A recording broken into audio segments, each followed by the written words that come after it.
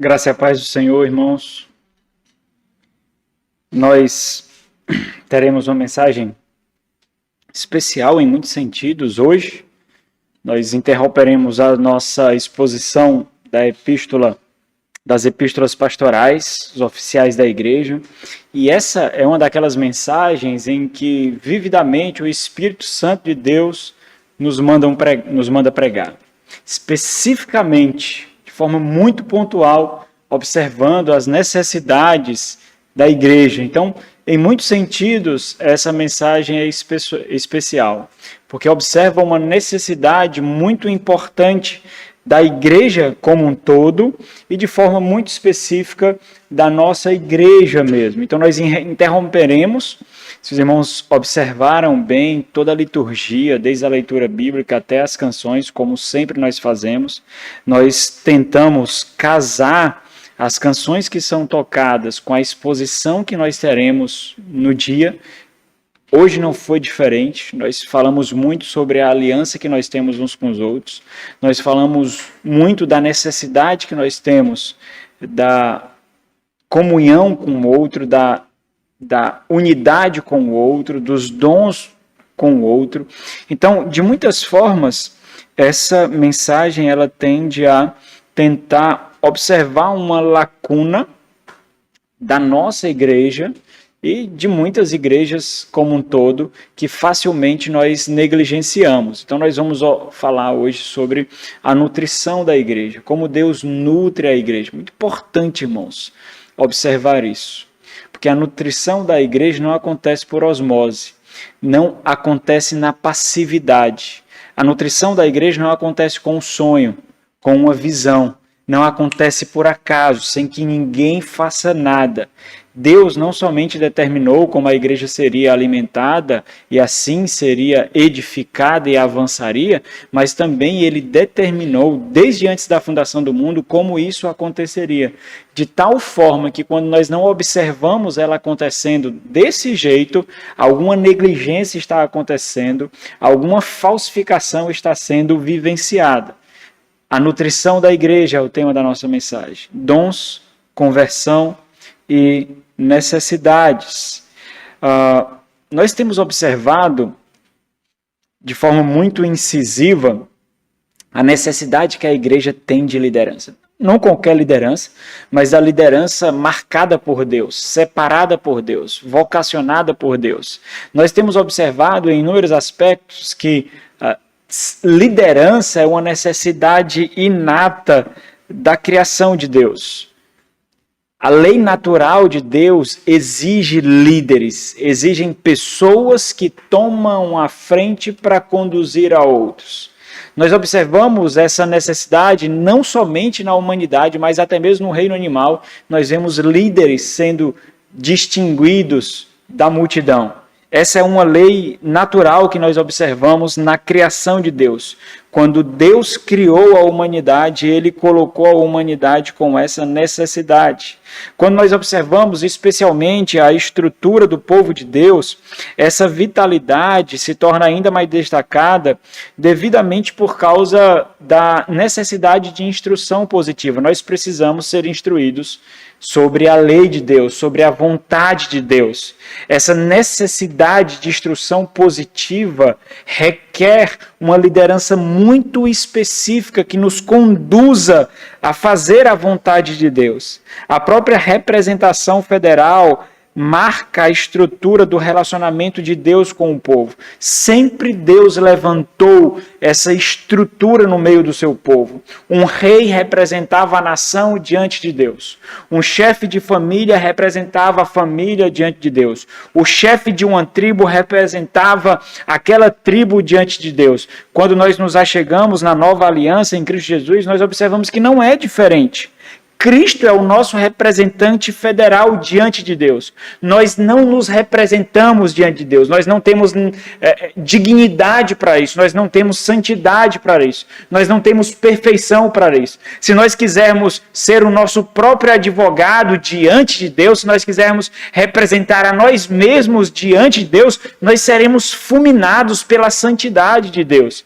Cristo é o nosso representante federal, é o nosso cabeça federal. Ele nos representa. A obra de Cristo na edificação de um novo povo é conhecido especificamente pelo estabelecimento, pelo cumprimento das promessas que nós vemos ecoando e ecoando na antiga aliança. O Senhor Jesus Cristo é aquele que vem cumprir todas as promessas proferidas na antiga aliança, onde nós vemos no relato do Antigo Testamento como um todo. Esse novo povo é o cumprimento dessas promessas, com a nova mente, com um coração não somente novo, mas um coração novo, cujas leis de Deus estão impressas nesse coração para garantir que esse povo obedecerá a Deus, diferente do povo de outrora, diferente do povo da antiga aliança.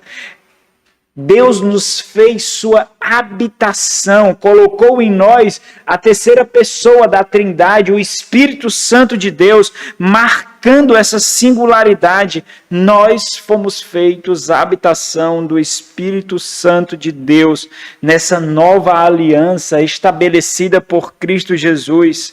E isso torna essa estrutura ainda mais nítida.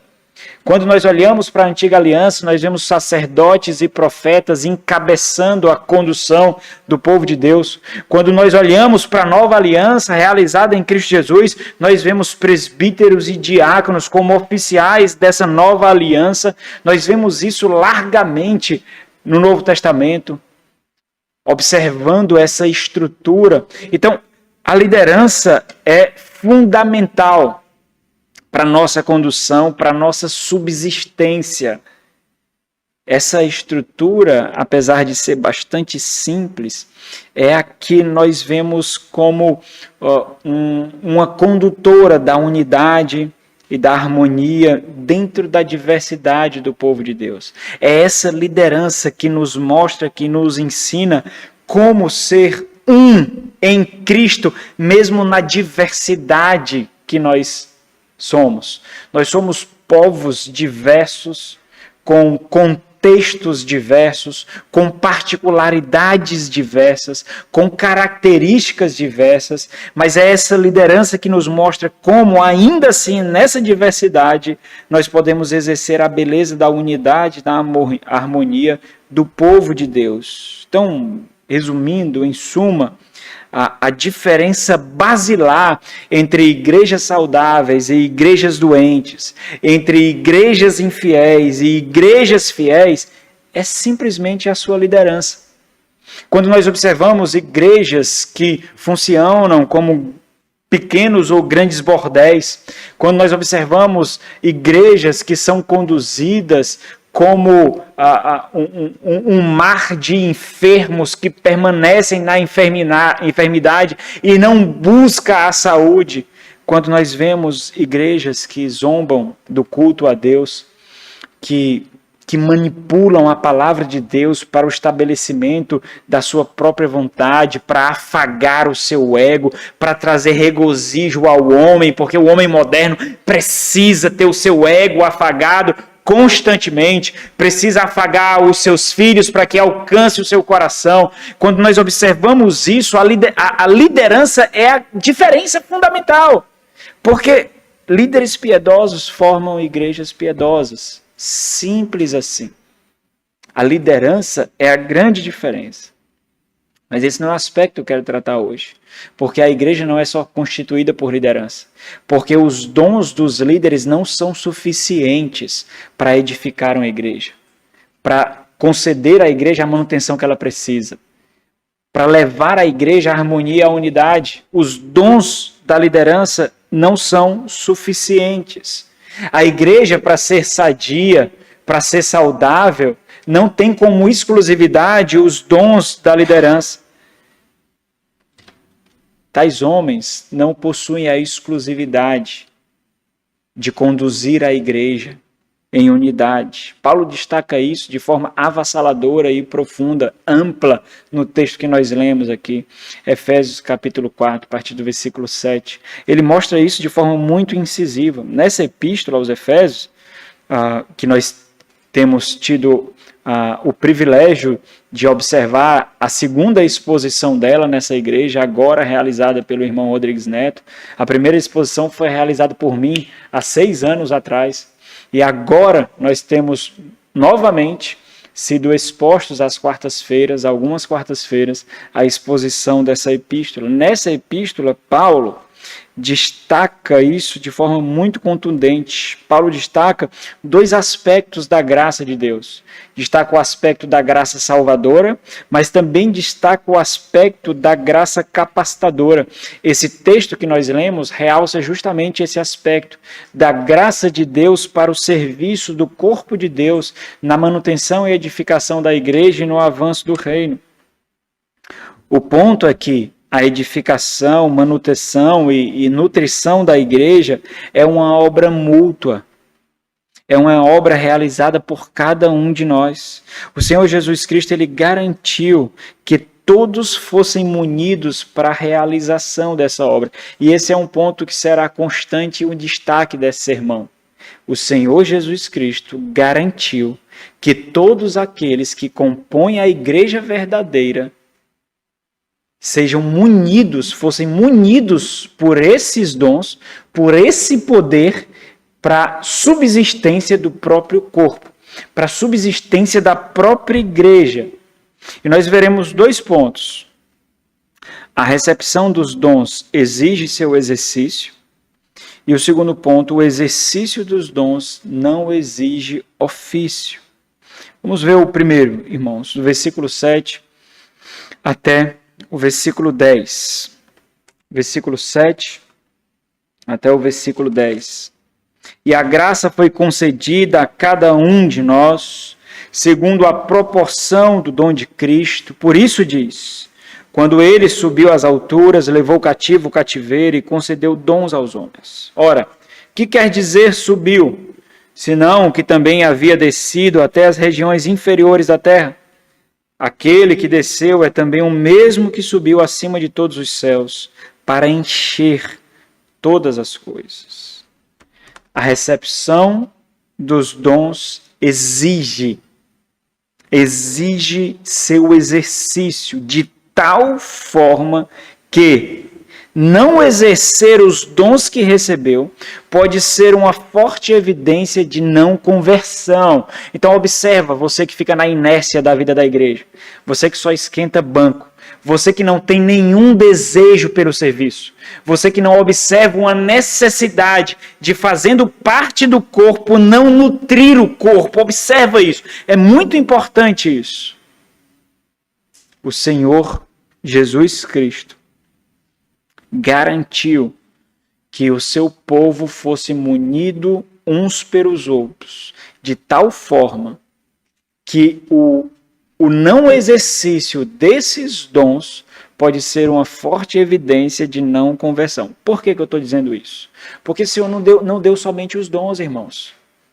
O Senhor não nos capacitou com o poder do alto. O que são os dons? Os dons são poderes do outro mundo. Os dons são poderes do próprio Deus. São fortalezas do próprio Deus. É quando o mundo por vir, os poderes do mundo por vir, encontra essa presente era, encontra esse mundo através de nós, com os poderes que nós exercemos. Esses são os dons.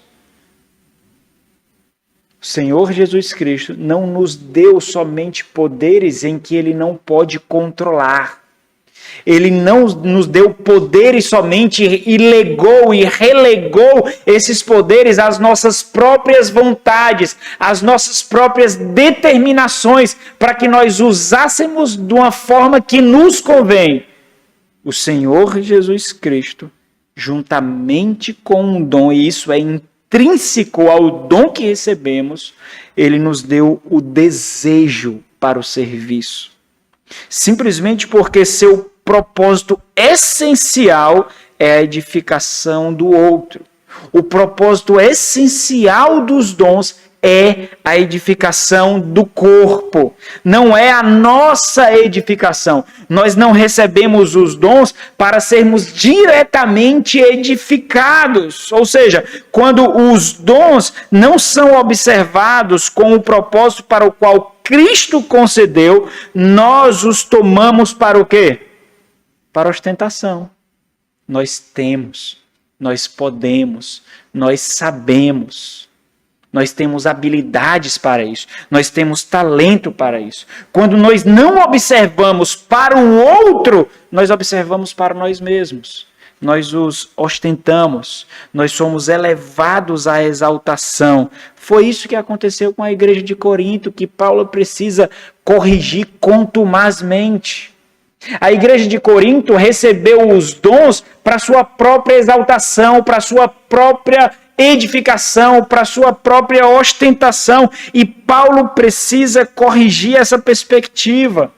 Paulo precisa corrigir a finalidade dos dons. O ponto de Paulo é que os dons eles devem ser exercidos para a unidade, para a harmonia, para a edificação, com um propósito que não reside nesse mundo. O propósito dos dons é fazer com que o mundo por vir alcance esse mundo. O mundo por vir alcance essa presente era, edificando pessoas conforme a imagem do Senhor Jesus Cristo. E nós não conseguimos fazer isso com as nossas próprias habilidades, irmãos.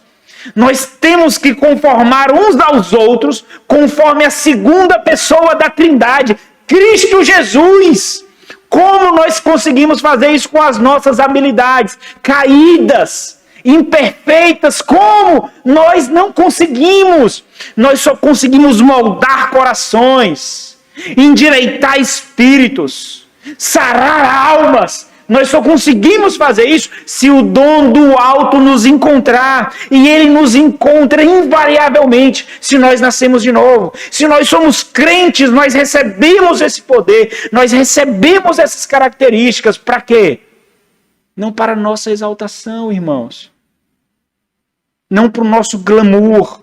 O dom, quando é guardado conosco, nunca nos edifica. Nunca. Nós podemos ostentar e nos tornar orgulhosos com isso. Nós temos o dom do ensino. Eu tenho o dom do ensino.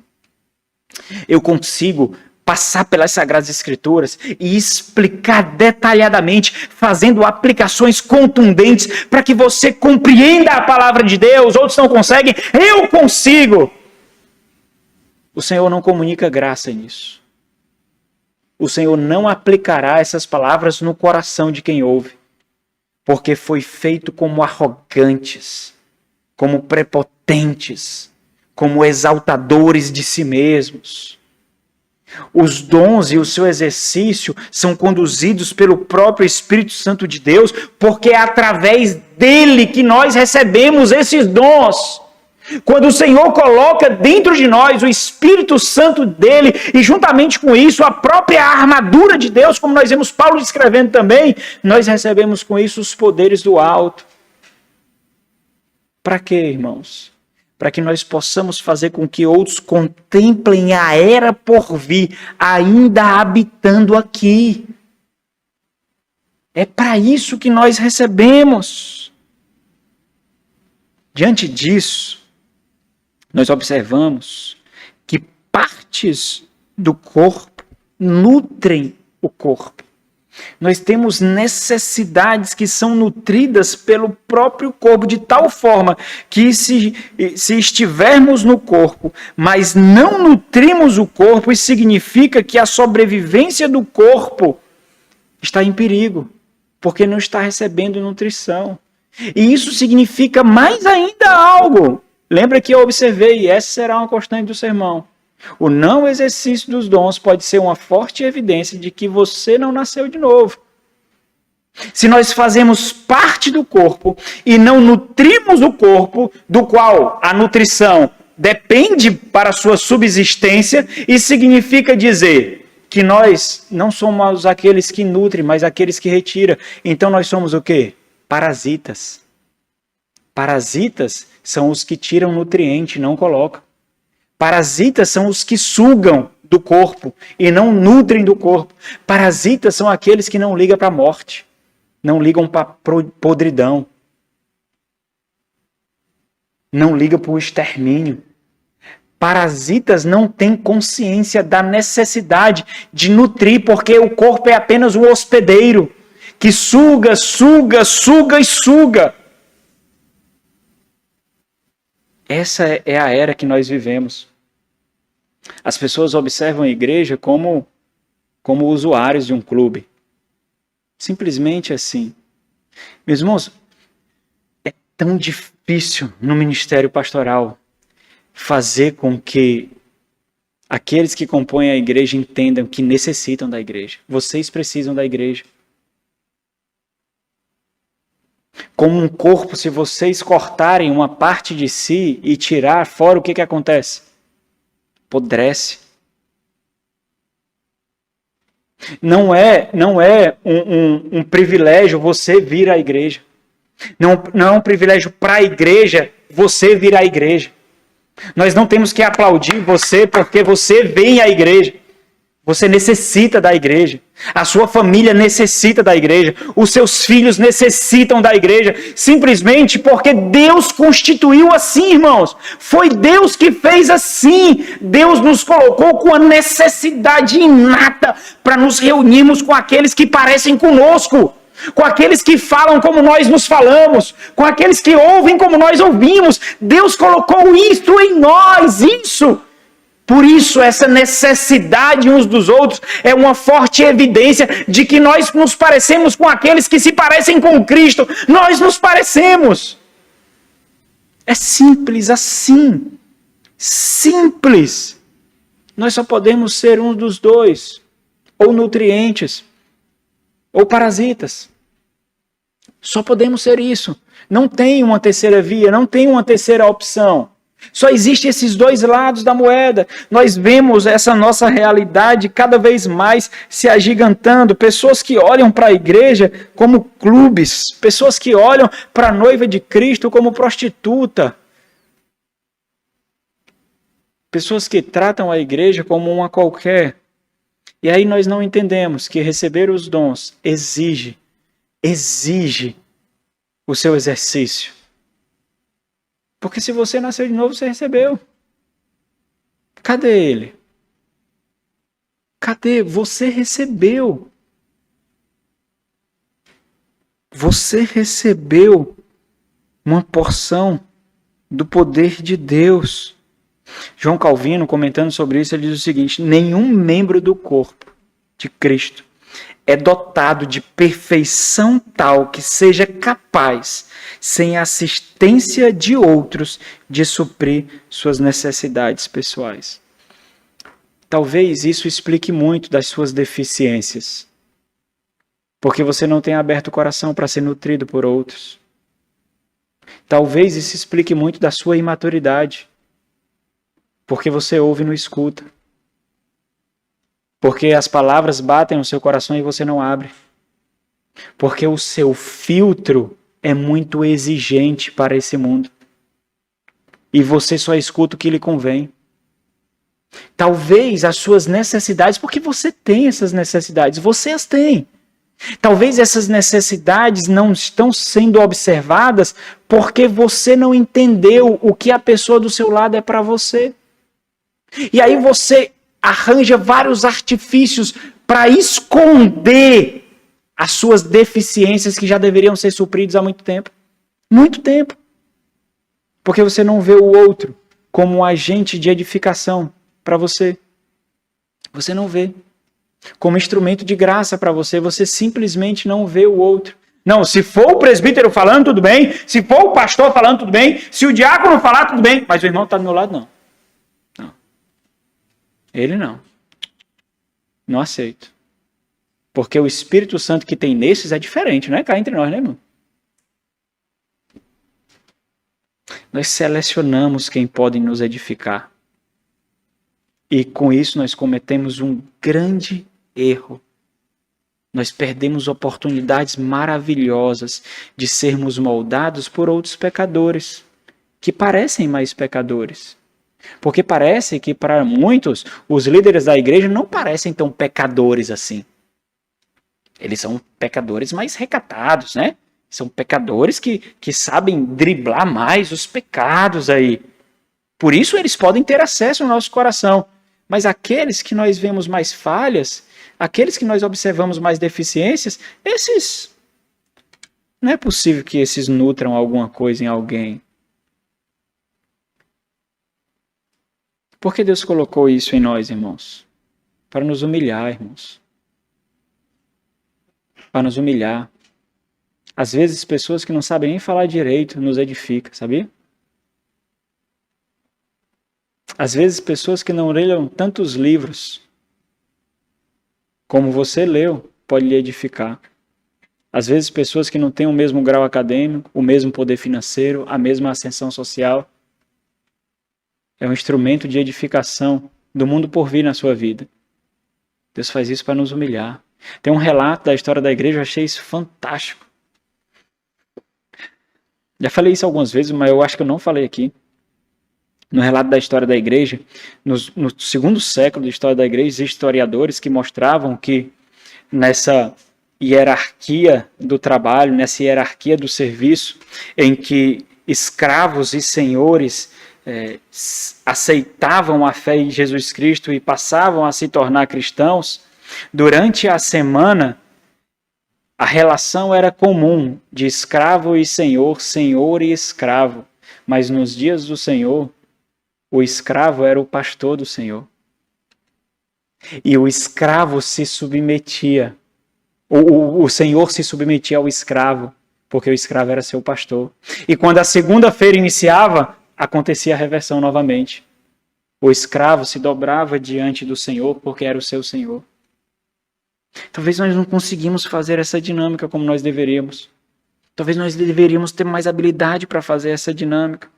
E isso é de suma importância, meus irmãos, porque observando esse desenvolvimento, parte do corpo de Cristo pode experimentar desnutrição por sua causa. Seja mais novo, é muito fácil nós observarmos as pessoas ao nosso redor e dizendo assim, olha, essa pessoa é imatura.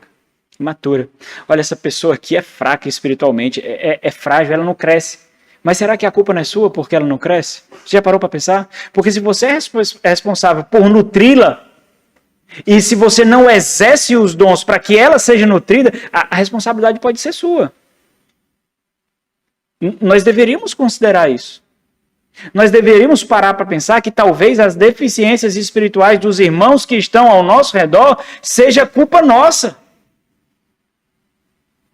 Porque nós não assumimos a responsabilidade. Nós nutrimos a nós mesmos, nós nutrimos do círculo do ego, que é o nosso lar, mas pronto, fica isso porque a vida já é corrida demais. Muito corrida, não dá. Nós já temos que fazer devoções particulares, nós já temos que fazer culto doméstico, nós ainda temos que parar para fazer o discipulado com outras pessoas, para ensinar outras pessoas, para evangelizar. Aí é demais, é demais. E aí é fácil apontar, é fácil julgar. Porque se existem aqueles que fecham o coração para não receber, existem aqueles que são omissos para dar também. E aí nós só julgamos, irmãos. Com uma facilidade absurda nós julgamos. Nós vemos rugas, mas não vamos lá para embelezar. O que é que nós estamos fazendo até Jesus Cristo voltar? Nós estamos embelezando a noiva. Nós, nesse período, estamos no grande dia da noiva. Nós estamos preparando a noiva para se encontrar com seu noivo, o Senhor Jesus Cristo, quando ele retornar. Mas se nós não embelezarmos uns aos outros, se nós não nutrirmos uns aos outros, essa noiva vai ficar cheia de ruga. Como é que ela se encontrará com o seu Senhor? Feia, suja. Como ela se encontrará com o seu Senhor? Como nós fomos negligentes na mordomia que o Senhor nos concedeu? Como nós fomos falhos, relapsos nessa mordomia que o Senhor nos deu? Você já parou para pensar que ao invés de julgar, você poderia observar a sua responsabilidade?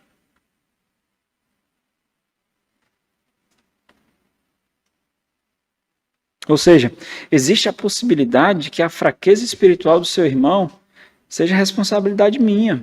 Porque eu quero um pouco mais de descanso. Eu quero um pouco mais de entretenimento. Eu quero um pouco mais de conforto. Eu quero um pouco mais. Eu quero mais um pouco. Eu quero. desnutrição espiritual minha, pode ser porque eu fechei as portas do meu coração e assim eu não dou acesso aos meus irmãos, ou pode ser porque alguém esteja sendo negligente nessa tarefa de me nutrir. Porque você também não é vítima, não. Pode ser que ninguém tenha acesso ao seu coração. Mas também você pode ser culpado de não recebendo, não dar aos outros. Paulo fala sobre os dons em 4 passagens das Sagradas Escrituras. Efésios capítulo 4, Romanos capítulo 12, 1 Coríntios capítulo 12, 1 de Pedro capítulo 4. Essas são as porções que Paulo fala sobre os dons. Por que é importante observar que a recepção dos dons existe ou exercício? Porque Jesus Cristo não é um doador negligente, irmãos. Eu vou dar os dons para você, mas cabe a você usar ou não. Olha, o corpo precisa, certo? O corpo precisa ser nutrido, mas cabe a você. Se você não quiser usar, você não usa. É por isso que juntamente com o dom, ele nos deu a compulsão para o serviço.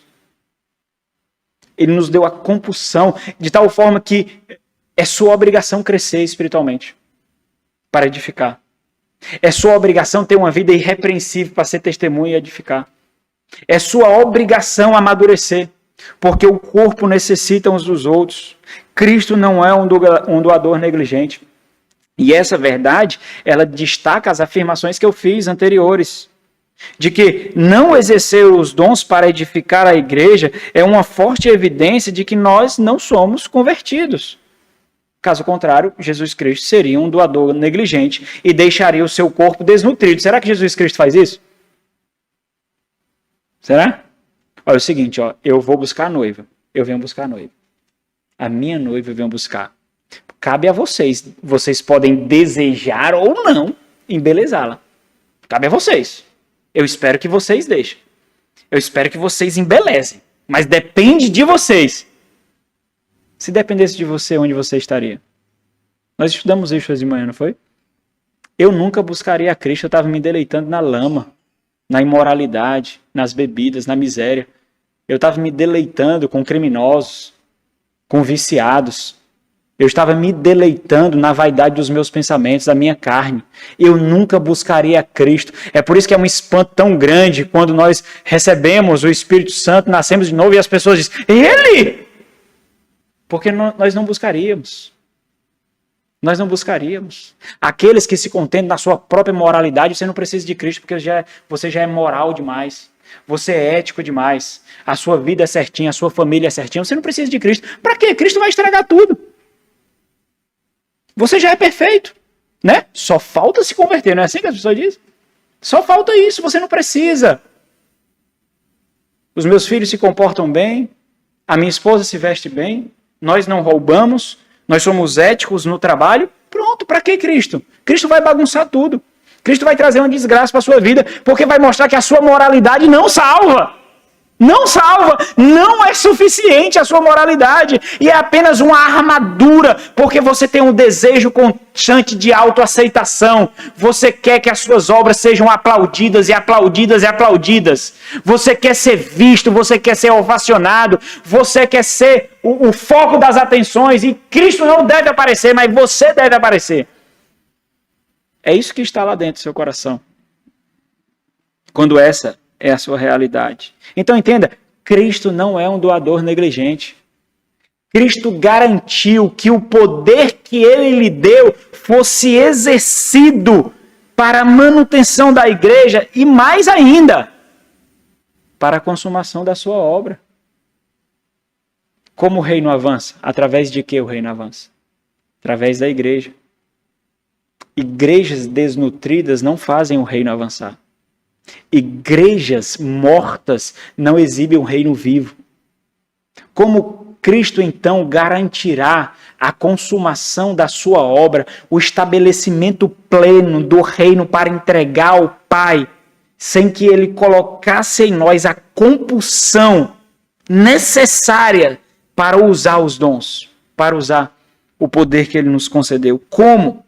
Então, a obra de Cristo, no texto que nós lemos aqui, a obra de Cristo proporcionou, olha o versículo 7, proporcionou e calculou qual e quanto, olha o que significa qual e quanto cada um receberia desse poder. Cada um receberia do dom. Isso quer dizer que essa obra, ela foi elevada demais para resultar em uma ação negligente, que, por sinal, interromperia a consumação daquilo que ele iniciou. Quando ele diz assim, ó, e a graça foi concedida a cada um de nós, cada um quem?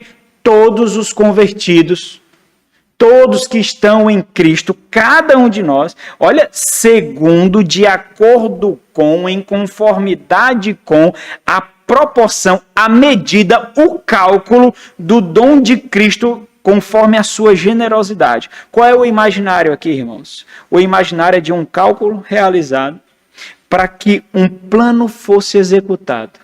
Então, o que foi que Jesus Cristo fez? Fulano vai ter esses dons aqui, porque aquele corpo vai precisar disso naquela igreja local, e aquela igreja local sendo cumprida nessas áreas, o corpo maior da igreja universal de Deus, então precisará desses dons que aquela igreja suprirá.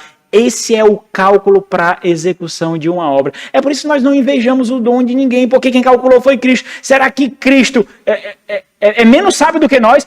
Cristo só errou, porque eu precisaria daquele dom, não é desse daqui, mas daquele. Foi ele que observou qual dom você teria e deu a você esse dom especificamente para edificar o corpo, para edificar esse corpo, essa igreja local. Paulo está escrevendo para uma igreja local, a igreja na cidade de Éfeso. Esse é um cálculo, esse é o imaginário que nós devemos criar, de um planejamento, de um cálculo realizado para que um plano fosse executado e alcançasse positivamente o seu objetivo. Ou seja, a obra de Cristo providencialmente foi exercida em nós, observando as nossas necessidades para a consumação da sua obra. Os versos seguintes, do 8 até o 10, mas especialmente o verso 8, nesse primeiro momento, ele destaca que o que foi concedido foi resultado da obra vitoriosa de Cristo. Ele mostra como Cristo conquistou o que nos concedeu. Aí observa aí o trabalho realizado por Cristo para conquistar algo e não ficar para ele, para nos dar, e ainda assim ele seria relapso de não garantir que o seu poder conquistado fosse exercido. Olha o versículo 8. Ó. Por isso diz, quem diz? A Escritura diz. Quem diz? Deus diz. É isso que quer dizer. E aí ele cita o Salmo 68, versículo 18. E é muito importante essa citação aqui. Paulo está fundamentando, solidificando o seu argumento. Quando ele fala do versículo 7 e cita a Escritura do versículo 8, ele está dando comprovação escriturística. Ele é um apóstolo. As palavras que ele escreve são inspiradas pelo Espírito Santo de Deus, mas ele solidifica isso mostrando que existe uma unidade do plano de Deus desde a antiga aliança, reforçando aquilo que ele está dizendo agora. De tal forma que ela referenda esse ensinamento, ela sustenta esse ensinamento.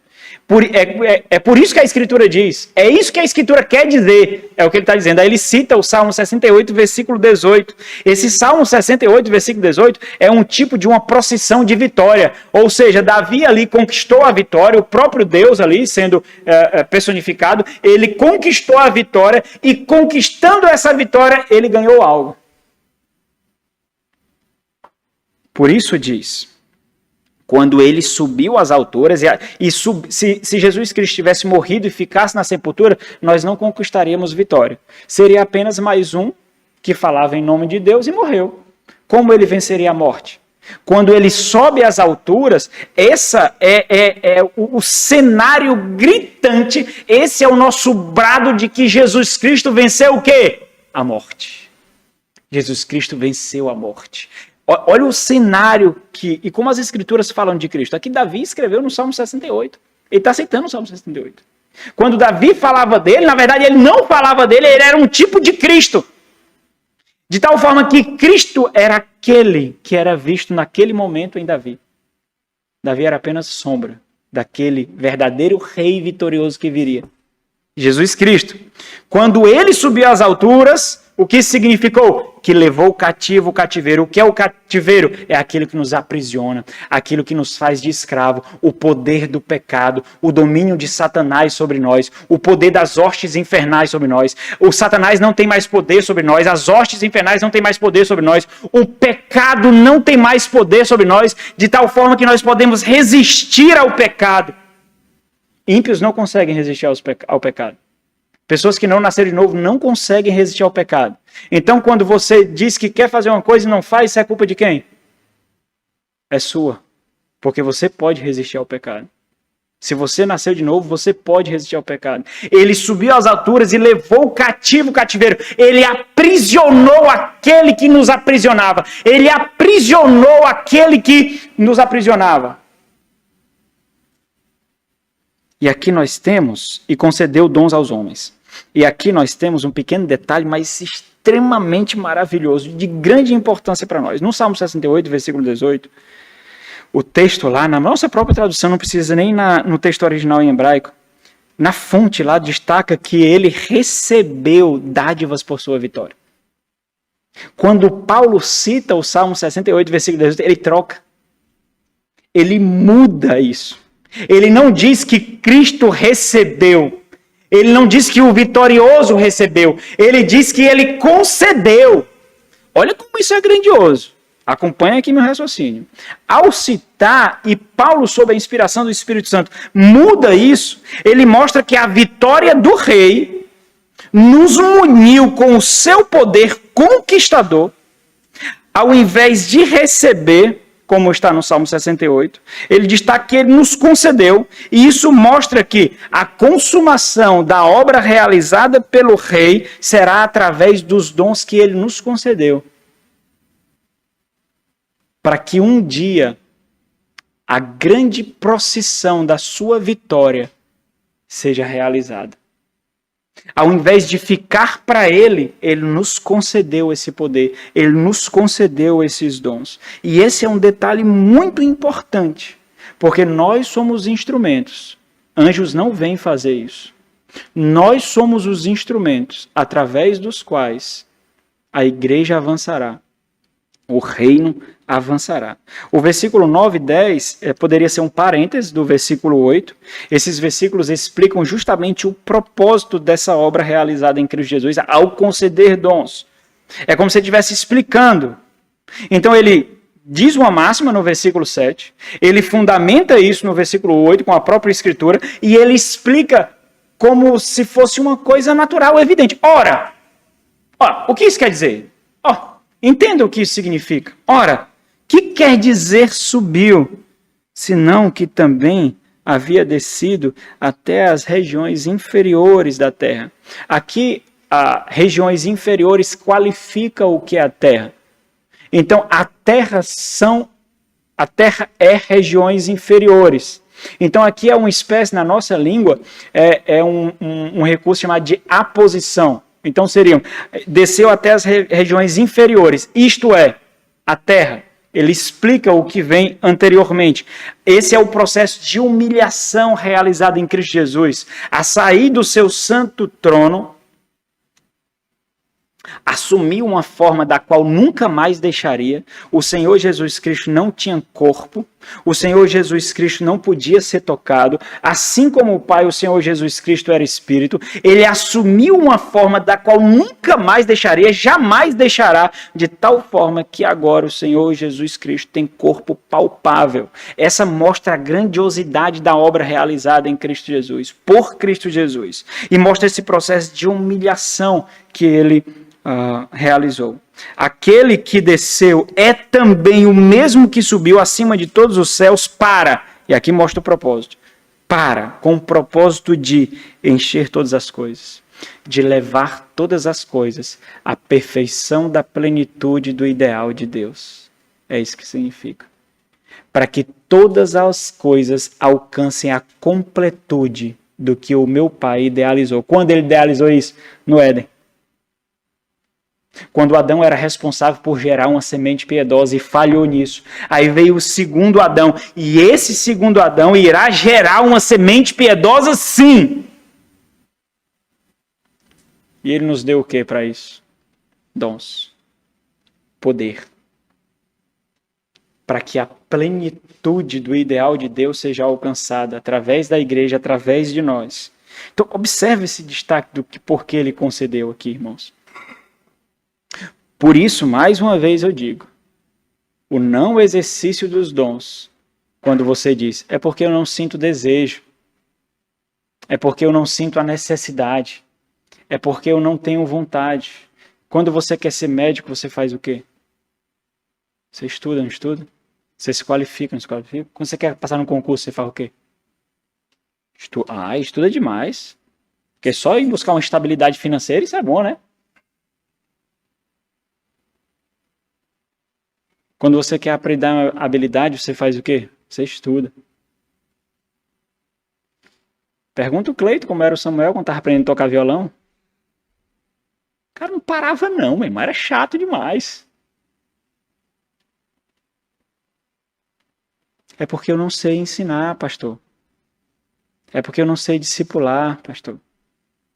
É porque eu não sei como resolve isso na igreja, pastor. É porque eu não tenho essa habilidade, pastor. Parabéns. As coisas desse mundo alcançam mais o seu coração do que o serviço para o reino. Porque para essas outras coisas você se prepara. Então você vai matando os dons que Deus lhe deu. Você vai aquietando os dons que Deus lhe deu. Você vai amordaçando o Espírito Santo de Deus. Você quer domesticar o poder do alto. Você domestica ele. Você usa quando convém. Você usa para você, da forma que lhe apraz. Um dia o Senhor requererá o talento que ele lhe confiou. Vocês conhecem a parábola, não conhecem? E aí? Não, papai, eu enterrei. Eu enterrei com medo do Senhor, para não correr o risco de perder. Eu só enterrei. Muito bem, servo negligente. Porque fostes negligente no pouco, muito receberás juízo, condenação. E como não fostes fiel no pouco, no muito não te colocarei. Muito bem. A pergunta natural é que como o mundo, a carne e o diabo agem para impedir que isso aconteça, irmãos? O exercício dos dons. Como o mundo, a carne e o diabo, essa tríade que milita contra Deus e o povo de Deus, como eles estão constantemente agindo. Como eles agem para impedir que essa obra seja alcançada. É importante você perceber isso, porque pode ser que ela esteja agindo em você agora. A sua carne pode ter forte evidência em você agora. Satanás pode ter forte poder de influência em você agora, porque você não tem resistido. Através do egoísmo, através do individualismo, através do consumismo.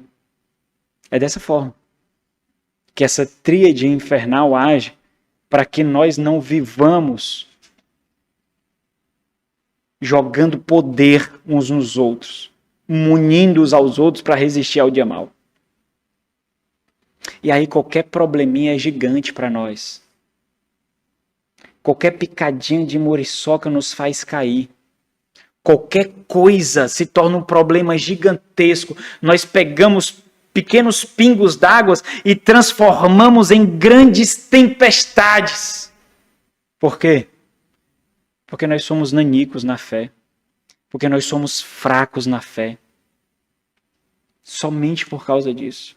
Os anos passam e nós não crescemos. Mais um ano finda e nós não amadurecemos. Mais um ano se acaba e nós não estamos mais próximos do Senhor. Nós descemos alguns degraus, nós estagnamos no mesmo degrau, nós não subimos mais um degrau para próximo do Senhor. Nós não fizemos isso. Quem é culpado? Todos nós, irmãos. Você não é só culpado, não. A pessoa que está do seu lado também é. Todos nós somos. Nós chegaremos lá juntos. Juntos, o Senhor vem buscar a sua igreja. A sua igreja, a noiva. Nós chegaremos lá juntos. Agora, realmente, existem aqueles que cerram o coração e não abrem. Cerrar o coração é a evidência de não conversão. É obstinação. O Senhor nos deu um coração para tirar o coração de quê? De pedra. Coração cerrado é um coração de pedra. É um coração em que nós batemos e a porta não abre. Não abre. A porta permanece rígida, cravada em pedra. Não abre. E nós não perdemos tempo com quem não mostra evidência de salvação. Nós simplesmente não perdemos tempo com isso. Porque a seara é grande e os trabalhadores são o quê? São poucos. Poucos. E dificilmente, irmãos, vocês não concordariam comigo que o egoísmo, o individualismo e o consumismo não são evidências contundentes de não convertidos. Acho que dificilmente alguém aqui não concordaria comigo. Acho que ninguém. Né? Segundo ponto, o exercício dos dons não exige ofício. Ofício são autoridades reconhecidas publicamente pela igreja, pastores e presbíteros e diáconos. Esses são os ofícios da igreja. O exercício dos dons, a prática dos dons, não exige que você seja reconhecido como oficial da igreja. Versículo 11, ele mesmo concedeu uns para apóstolos, é importante a gente entender o versículo 11, outros para profetas, outros para evangelistas e outros para pastores e mestres. Os dons, irmãos, eles são vitais para a edificação, manutenção e nutrição da igreja. E isso já foi estabelecido, eu espero que de forma muito clara aqui. Por isso, o meu propósito ao abordar esses versículos é destacar que a eficácia dos dons não está necessariamente vinculada ao ofício. Os dons alcançarão a sua finalidade, seja aquele que tem ofício ou não. Eles alcançarão. Qual é a finalidade dos dons? Nutrir o corpo, fortalecer o corpo, colocar poder no corpo, unidade, manutenção, edificação, nutrição. Seja diante do reconhecimento de ofício ou não, os dons alcançarão o seu propósito. É verdade que todos aqueles que são identificados e reconhecidos pela igreja como oficiais, eles precisam necessariamente possuir os dons que dizem respeito ao ofício, ao exercício daquele ofício. Então, um presbítero, ele tem que ter o dom de mestre, necessariamente, porque ele vai ensinar a palavra de Deus. Ele precisa ter esse dom. E é identificando isso que nós consideramos se ele deve ou não ser reconhecido como oficial da igreja. Mas entenda o ponto aqui. Possuir o dom não significa necessariamente que alguém deve ser separado para ser oficial da igreja. Porque isso cabe à conveniência da igreja. É observando a necessidade da igreja que nós reconhecemos ou não. É uma questão de conveniência da igreja. Mas por não ser reconhecido como oficial, isso não quer dizer que o dom não será exercido. Por quê, irmãos? Acompanhe meu raciocínio desde o início. Por quê? Porque o dom vai ficar latejando aqui, ó. Quero servir, quero servir, quero servir, quero servir, quero servir. É a compulsão, é o desejo pelo serviço. Nós temos que tirar todos os entulhos para que o dom seja exercido. Nós temos que ter uma vida ilibada. Nós temos que ser o testemunho. Porque não adianta ter o dom e ter o testemunho triste que o dom não vai alcançar o seu potencial. Não vai alcançar o seu potencial. Vai estar mostrando que, embora tenha o dom, ele não é forte o suficiente, não tem qualidade suficiente para fazer com que você crie toda uma estrutura para potencializar o seu uso. Como essa pessoa ensina tão bem, mas não aplica nem a si mesma aquilo que ensina? Como essa pessoa explica com tanta facilidade, mas não aplica nem a si mesma aquilo que ela explica? Então, muitas vezes, embora a pessoa tenha o dom, ela cria uma estrutura que enfraquece a sua execução. Mas esse não é meu ponto aqui. Por que eu estou destacando isso, irmãos? Porque o que comumente nós observamos na vida da igreja são pessoas que desejam holofotes, pessoas que desejam palanque, pessoas que desejam aplauso, pessoas que desejam destaque. Ou seja, eu só exerço o dom se me reconhecer como oficial. Eles vinculam o exercício dos dons ao reconhecimento como oficial da igreja. Eu já encontrei isso em inúmeras igrejas, irmãos. Inúmeras igrejas. Ah, porque o pastor não dá uma chance para isso. Ah, porque os líderes não dão uma chance para isso. Exerce, irmão. Exerce. Aqueles que se portam assim estão, na verdade, evidenciando que eles não foram vocacionados para o oficialato que eles almejam. Porque eles vinculam uma condicional para exercer aquilo que eles receberam, que deveria ser exercido incondicionalmente. Nós recebemos os dons para o exercício dele, seja com reconhecimento oficial ou não. Até mesmo porque nós somos errantes, irmãos. A igreja não é inerrante, não. Às vezes nós podemos elevar alguém ao oficialato que não deveria ser. Nós erramos também. Nós temos todos os critérios, nós tentamos cumprir cabalmente a liturgia, mas nós podemos errar. Nós podemos vacilar também. Nós não somos inerrantes. Nós podemos escolher alguns e negligenciar outros. É óbvio. Ninguém fica numa igreja porque a igreja não erra, porque os seus líderes não erram. Alguém fica na igreja porque aquela igreja está mais próxima da palavra de Deus, está mais próxima de Deus. É por isso que nós ficamos na igreja. Não é porque os nossos oficiais são inerrantes, porque tudo que eles fazem, eles acertam. Não é porque a nossa liderança não comete erro. Mas é porque quando nós observamos o erro da nossa liderança, nós vemos um tropeço, um relapso, um vacilo, uma deficiência natural das pessoas caídas. Isso não marca a sua biografia. Isso não marca quem a liderança é. Não marca. Assim como todos nós temos pés de barro. Todos nós temos pés de barro. Todos nós temos tetos de vidro, irmão. Se jogar uma pedra sobre cada um de nós, o nosso teto vai rachar. Todos nós temos. Todos nós. Sejam líderes ou não. Por que eu estou dizendo isso? Porque o papel da igreja é reconhecer publicamente aquilo que já é exercido. A gente não separa pessoas, olha, você até agora nunca pregou aqui, você nunca ensinou aqui, você nunca cuidou da zeladoria da igreja, nunca cuidou da unidade da igreja, você nunca fez nada disso. Muitas vezes até você já causou desarmonia, mas agora nós estamos reconhecendo você como diácono e você agora vai garantir a unidade da igreja, a zeladoria da igreja. É assim que funciona? É óbvio que não. Como nós iremos experimentar, como Paulo orienta a Timóteo? Antes de impor as nossas mãos. A igreja, sob a iluminação do Espírito Santo de Deus, reconhece aqueles que já exercem. Então, qual é o propósito dos dons? É muito importante entender que o versículo 11 fala de dons. Por quê?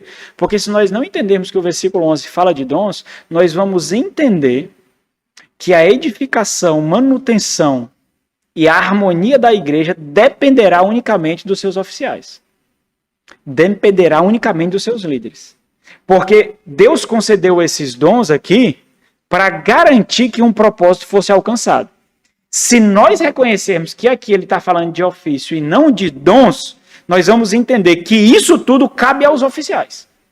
Cabe aos líderes. Vocês não têm trabalho nenhum. Fica tranquilo aí. Vê aqui, deixa o dinheirinho para nossa manutenção e vai-te embora. Quando tiver problema no casamento, liga marcando. Quando tiver problema com o filho, liga marcando. 24 horas ligado aqui, vocês não podem, porque os irmãos podem exigir tudo, porque tudo depende da liderança, nada depende de vocês. Qual é o propósito? Versículo 7 de novo, né? Aquele que desceu é da mesma forma, o mesmo que subiu acima de todos os céus para levar todas as coisas à sua plena consumação, para levar o enchimento, a completude de todas as coisas, olhando para o ideal de Deus. Como esse propósito é alcançado, irmãos? Versículo 11 e diante. E ele mesmo, para que isso fosse alcançado, e ele mesmo concedeu uns para apóstolos, uns com dons de apóstolo, porque isso está ligando aos versículos que vêm anteriormente. Nós não podemos causar uma ruptura aqui, tirá-lo do contexto e entender que o apóstolo Paulo, ele muda de dons para ofício. Paulo não está fazendo isso. Ele vem numa linha de pensamento, num fluxo de pensamento. E a interpretação de texto mais básica diz que o contexto nos leva ao conhecimento do seu significado. Até porque isso incorreria nesse outro erro que eu mostrei para vocês. Cabe aos líderes somente garantir que todos atinjam a plena varonilidade de Cristo Jesus. É o que ele diz. Cabe somente aos líderes. Ele diz, ele mesmo concedeu, o próprio termo usado aqui fala de dom. Conceder é doar. E ele mesmo dotou, ele mesmo doou. Uns para apóstolos, uns com dons de apóstolos, outros para profetas, outros para evangelistas, outros para pastores e mestres. E aqui, irmãos, é importante entender, porque embora alguns ofícios não existam mais hoje, os dons permanecem. Não existe mais ofício de apóstolo, mas ainda existe o dom de apóstolo. O dom de apóstolo é o dom desbravador para o evangelho. É aquele que irrompe fronteiras, que fazem aquilo que os apóstolos fizeram. O ofício não existe, mas os dons permanecem. E é muito importante entender essa dinâmica, porque, por exemplo, muitas mulheres tentam entender qual é o seu propósito no corpo. Eu não posso ser apóstola ou apostila. Eu não posso ser pastora. Eu não posso ser profetisa. Eu não posso ser missionária. Não sei, o que eu vou fazer? Exerce o dom, irmã. Não precisa de ofício para exercer dom. Não precisa, não. Olha que graça. Não precisa de ofício para exercer o dom. Então, os dons permanecem. Então, embora os ofícios sejam exclusivos dos homens, os dons não fazem distinção. Existem mulheres que têm o dom do pastoreio. Existem mulheres que pastoreiam com uma facilidade absurda, aconselham de uma forma extremamente eficaz. Essas mulheres têm o dom do pastoreio e devem, debaixo da liderança da igreja, investir e exercer esses dons, sim. É por isso que no relato da história da igreja nós vemos grandes mulheres que foram desbravadoras com o evangelho, levando o evangelho. No entanto, vale destacar também que o ofício em si é o dom. O ofício não depende da pessoa. O ofício não é uma pessoa. De tal forma que, sendo reconhecido ou não como oficial, o exercício do dom alcançará seu objetivo. E aí vem, qual é o objetivo de Jesus Cristo ter concedido? Como ele alcançará o enchimento de todas as coisas? A partir do versículo 12 ele diz, com vistas, com o objetivo ao aperfeiçoamento dos santos. Olha como ele destaca várias vezes aqui os aspectos desse propósito. Olha aqui. Para o desempenho do seu serviço, para a edificação do corpo de Cristo, até que todos cheguemos à unidade da fé e do pleno conhecimento do Filho de Deus, à perfeita varonilidade, à medida, olha o cálculo de novo, à medida da estatura, da plenitude de Cristo. Olha um projeto em execução. Cristo garantiu isso. Para que não mais sejamos como meninos, agitados de um lado para o outro, ou seja, pessoas facilmente manipuláveis e levadas ao redor por todo o vento de doutrina, pela artimanha dos homens, pela astutícia com quem induzem ao erro. Então, o exercício dos dons mutualmente é vital para a igreja, para a sua proteção, para a sua unidade, para a sua maturidade, porque Deus a constituiu com essas necessidades inatas. Nós fomos feitos necessitados uns com os outros. Se afaste da comunhão para você ver. Você vai sentir dores aqui, ó. o seu dia parecerá mais sombrio. O seu dia parecerá mais triste. O trabalho parece que não preenche, a escola parece que não preenche. E aí tem algo interessante, nem a sua família parece que preenche, porque você tem uma família muito, muito maior. Se você não sente isso, você não sabe o que é a igreja. Você não sabe o que é fazer parte da noiva. Você não sabe. Olha o relato de Atos dos Apóstolos, irmãos. Coisa linda. Aqueles que iam se achegando à fé, eles tinham a necessidade de se unirem com aqueles que eram iguais a eles. Eles vendiam as suas casas para que todos tivessem tudo em comum e eles ficavam aglomerados nos mesmos territórios. Quando eram removidos dele a própria pátria, casas dificilmente construídas, bens dificilmente conquistados, e isso era espoliado deles. Eles não estavam sós. Eles tinham uma família celestial e eles tinham tudo em comum. Porque a pátria para o qual eles foram destinados, nunca ninguém poderia remover deles. E mesmo sem habitação terrena, eles tinham habitação eterna e celestial, irmãos. Somos nós, irmãos. Somos nós. Eles testemunham do que nós somos. Nós somos esses. Podem tirar tudo de nós, mas não nos tira a igreja do Senhor. Podem tirar tudo de nós, mas não tirem a presença do Senhor no nosso meio, através do ajuntamento dos santos. Isso não tirem de nós. Observe como esse entendimento, irmãos, ele potencializa o trabalho do discipulado mútuo na igreja. É tão árduo nutrir uma mentalidade discipulada, irmãos. Se nós piscamos, ela morre. É tão árduo mostrar o privilégio de ter cristãos mais maduros nos ajudando na caminhada para que nós não experimentemos dores que muitas vezes eles experimentaram. É tão árduo manter uma mentalidade, tem que direto ficar bombardeando uns aos outros, ficar motivando uns aos outros, ficar animando uns aos outros e observando, olha, não faz isso porque isso aqui não vai dar certo, isso vai desmotivar, observa isso daqui já mostra a fragilidade da mentalidade discipulada que você mesmo está tendo. Cuidado, é tão árduo isso, irmãos, é tão doloroso, é tão angustiante. Se nós tivéssemos essa mentalidade descrita por Paulo, não seria tão difícil assim. Não seria tão mortal assim. Observe que essa mentalidade, essa perspectiva, ela potencializa o nosso trabalho. Eu sei que o meu irmão necessita de mim. Ele necessita da minha maturidade, do meu conhecimento, dos meus dons. Deus me muniu com poder para abençoá-lo. A igreja, irmãos, a igreja é discipulado.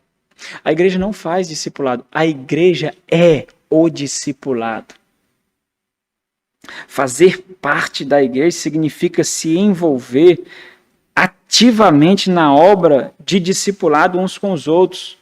Tem pessoas que querem ficar sendo discipuladas anos e anos, anos e anos. Parece que estão no divã terapêutico. Eles gostam de receber as palavras e porções de sabedoria dos seus discipuladores, porque isso é ansiolítico para eles, isso traz paz para ele. A igreja não é um centro terapêutico, irmãos. A igreja não é um centro de psicologia. Pessoas que são discipuladas têm que se tornar discipuladoras. Nós não observamos o discipulado e a vida da igreja de forma consumista, onde só nós recebemos. Não existe usuários na igreja, não, irmãos. Na igreja não existe usuários. Nós somos operários. Todos nós somos operários. Você que chega à igreja, você diz assim, mas como é que eu posso servir aqui? Mas, olha, eu encontrei essa igreja fiel. Você encontrou essa igreja fiel. Essa igreja é fiel. Essa igreja é saudável. Você tem que ter medo dela deixar de ser saudável. Deixar de ser fiel. Como eu posso trabalhar para que ela se mantenha fiel e saudável? Porque eu não quero que os meus filhos a encontrem futuramente infiel. Não quero! Eu quero que os meus filhos tenham o privilégio que eu tenho de ter líderes piedosos, irmãos que se preocupam comigo. Você faz isso? Quantas vezes você ora pela igreja na frente do seu cônjuge, na frente dos seus filhos? Quantas vezes você já ouviram seus filhos orando, agradecendo a igreja?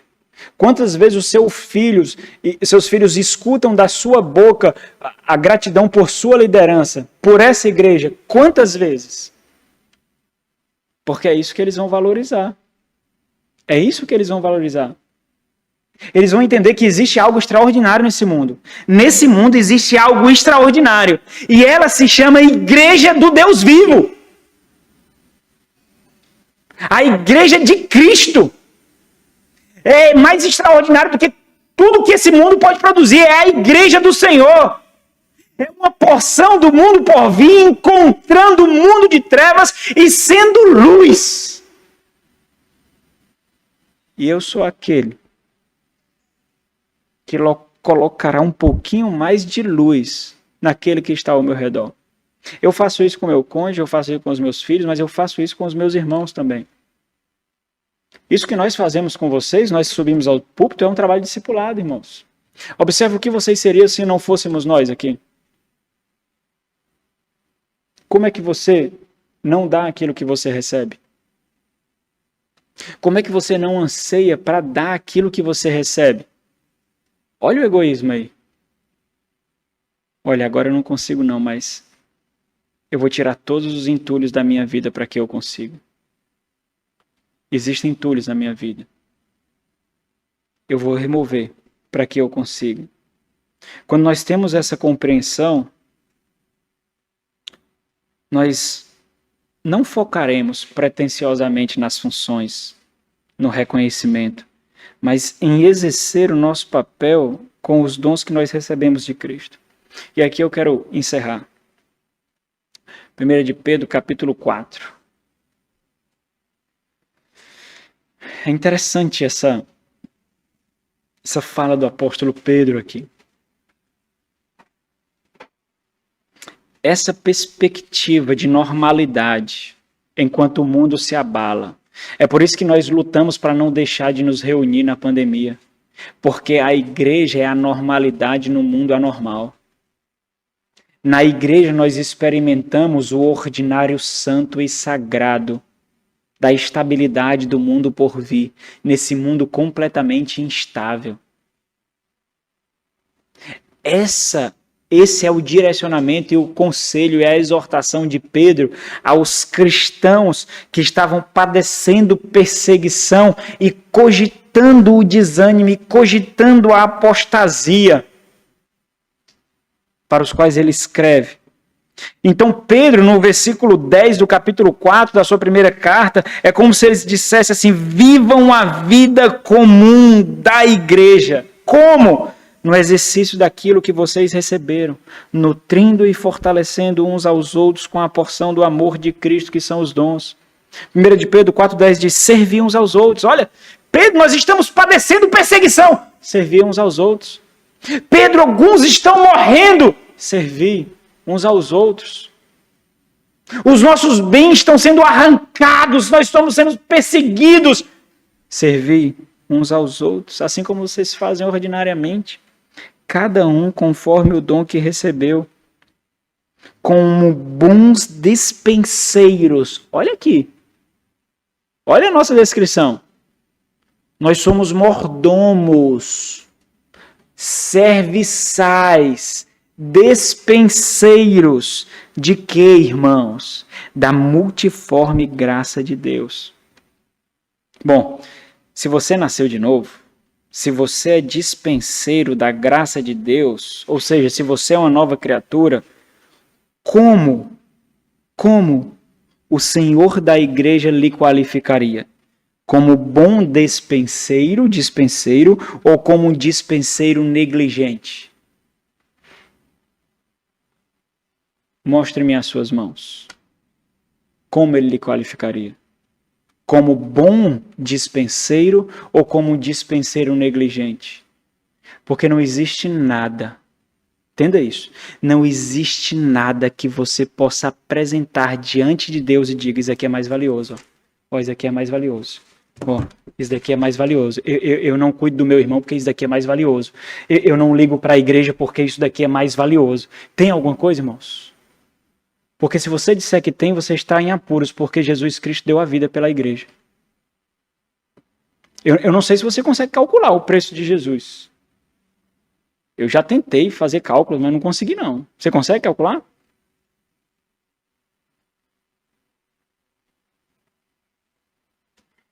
Servir uns aos outros, cada um conforme o dom que recebeu, como bons despenseiros da multiforme graça de Deus.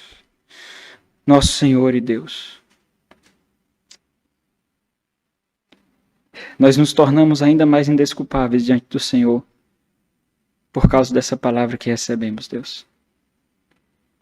Isso nos faz temer, ó Pai. Porque é esperado de nós algo tão elevado, meu Deus. Ao invés de nos desanimar, de nos aprisionar num quadro depressivo, nós nos achegamos perante a cruz. E vemos que o Senhor que nos muniu com poder fazendo aquilo que nós não poderíamos fazer. Nós observamos que não depende de nós. Depende do Senhor somente. Em realizar a obra através de nós. Que não sejamos relapsos, ó Deus, negligentes. Que sejamos bons despenseiros da graça do Senhor. Que a desnutrição, a imaturidade, a deficiência do nosso irmão ao lado não nos acuse naquele dia da nossa negligência, da nossa apatia, do nosso individualismo, do nosso consumismo. Que nós não olhemos para nós mesmos, para as nossas necessidades, para as necessidades do nosso lar. Que nós sacrifiquemos a nós mesmos para que o outro tenha vida, ó Deus. Ajuda-nos a cuidar da igreja como Cristo cuida e dar a vida por ela em nome de Jesus. Amém.